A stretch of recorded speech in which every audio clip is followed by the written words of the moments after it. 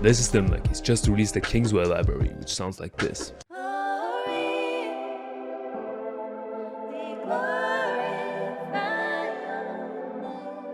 And today he's gonna break that down, as well as talk a bit more about how he gets involved in the music production scenes. For example, with brands like Kingsway Waves or Where's the Cook Up. Why do you need to do 10 samples today?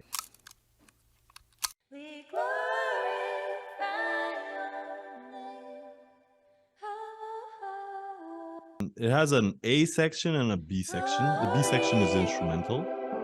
And the A section, it has instrumentation, but it's kind of just like to follow the vocals. But basically for choirs, what we do is we record vocals. And it's not the case here, but sometimes we kind of segment. So for example, here, we would say, okay, this one's kind of high.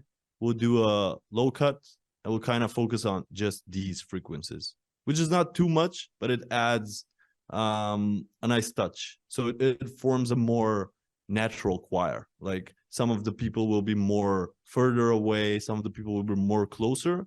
We kind of want to simulate a room feeling, you know? Yeah, going down, I have three stacks. Where it's 2 stacks playing with the vocals at all times, and then the third one just powers up. Yeah, so this is what the organ does.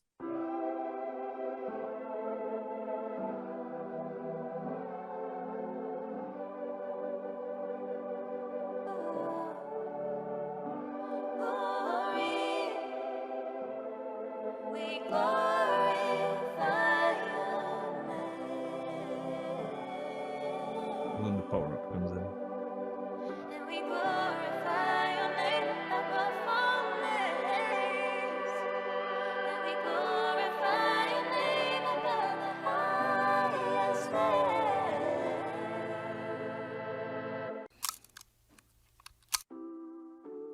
It's a contact bank. I think it's the Una Corda. Cotton full. Maybe some changes here. EQ. Then it's cutting again. RC20, yes. This is whatever. Basic. Vinyl 1. Yeah, this is... Okay. And then this is the original.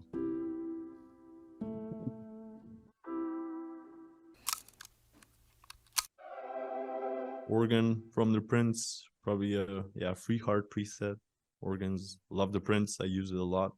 Black box. Okay. Saturation. Another EQ. Low cut. Oh. 88, 5.5. This is a so this is an EQ that comes in the B section. And we'll see what it does now.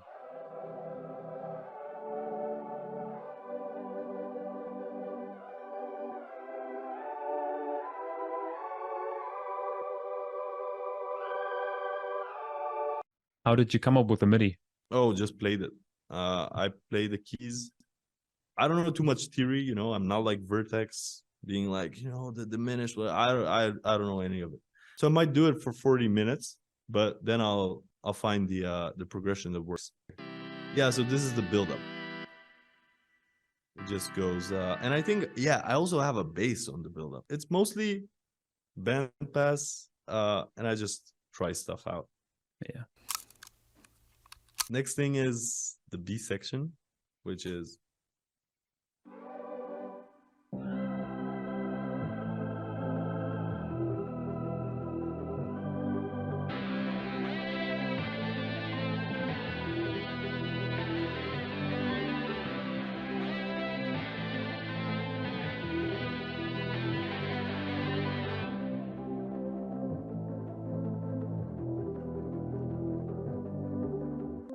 is this.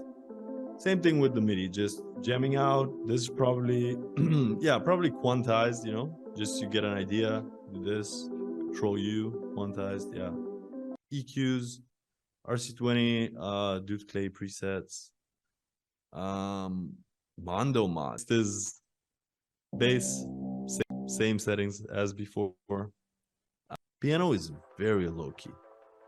Ooh. So very silent, very low key, but it plays a vital role because it provides the atmosphere. I think if you play it,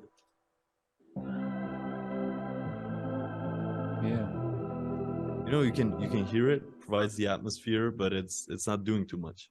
I always stack things up, you know. I always I would go like always, let's try one more. Let's try one more stack. Let's try one more thing. How do you know if something is, because like there's a concept from Rick Rubin, he's always trying to get the information across with the least amount of sounds possible. How do you go about figuring out whether something's too much and then going about reducing it again? I don't do it his way. I always go the extra mile. But what I always find is the best samples I make are always with like a, I start with a basic idea. I would go to the piano, I would play a bunch of stuff, then I would go to the organ, then I would go to whatever the bass, and probably at this point I would go to something else. And that's where my mind actually starts thinking about, is this good for a song? Can someone write to this, you know?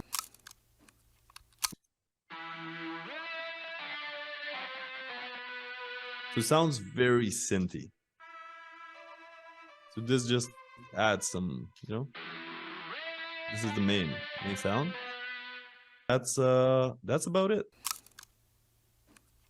Yeah, a general tip I would give for my workflow, which I think could work for a lot of people, and which I think is not stimulated a lot in the producer community, is work slow. Like, don't rush. Where are you rushing? Why do you need to do 10 samples today? I'm slow. I don't have, you know, I don't make I'll make 5 samples in a month. Maybe I'll make more depending on the month, but I might just make 5 in a month, but they'll be good. You know, I'll send them to people will like them, will flip them, and it's way better than me sending like 50 samples and them not using any of them. So yeah, I would say take your time.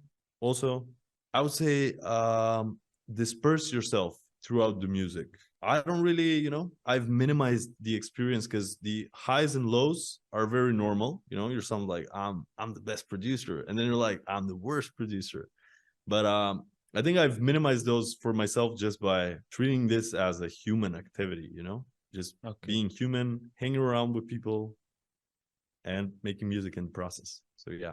What advice you would have for producers, whether it's discovering their non-musical skill and how they can then go and implement it in music production and make it work for others? I would say connect with people, and I would say take the time to help people out. I think a big issue is people have an ego problem, where they would be like, yo, this guy's not fucking with me, you know, or whatever, he's not replying. Eliminate that in your heart, you know, the ego. It's like, yo, okay, how can I help you? So I would say that's the most important thing. Connecting, being friendly, and having, like, taking your ego out and having the patience and the humility to deal with real people in the real world. If you enjoyed this video, I'm sure you're going to enjoy this one too, where I spoke to Louis Flynn, who sound designed on Drake's CLB album, as well as broke down a sample of it. Thanks for watching.